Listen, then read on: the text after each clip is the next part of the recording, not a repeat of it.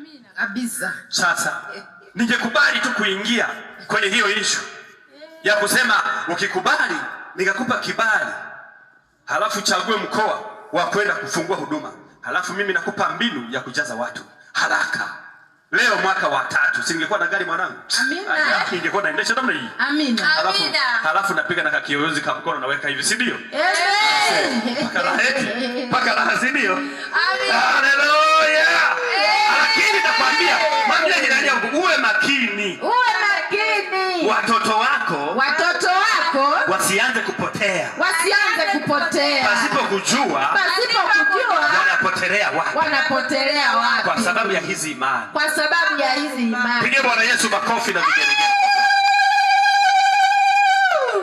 Yesu asifiwe. Amen. Wangapi wananielewa asubuhi ya leo? Amen. Ibrahim alipochukua hatua ya kuchukua kijana wake pamoja na kuni na kisu kirefu na kutembea porini na kwenda kujenga madhabahu, na akakamilisha kujenga madhabahu na akamlaza yule kijana.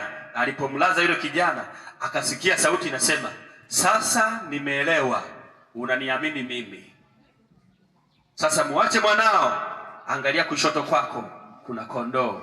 Awe sadaka ya kufanyaje? Ya kuteketezwa. Awe sadaka ya kufanyaje? Ya kuteketezwa. Nimeamini unanipenda. Amen. Halafu nimejua unayemwabudu unamjua. Amen. Haleluya.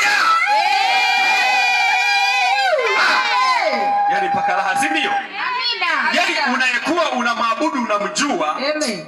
Mwanadamu hawezi kubabaisha. Amina. Hawezi kubabaisha na pesa zake. Amen. Hawezi kubabaisha na pesa zake.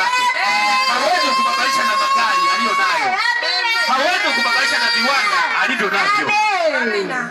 Amina. Hawezi kubabaisha. Amen. Amina. Hawezi kubabaisha. Amina. Simama juu.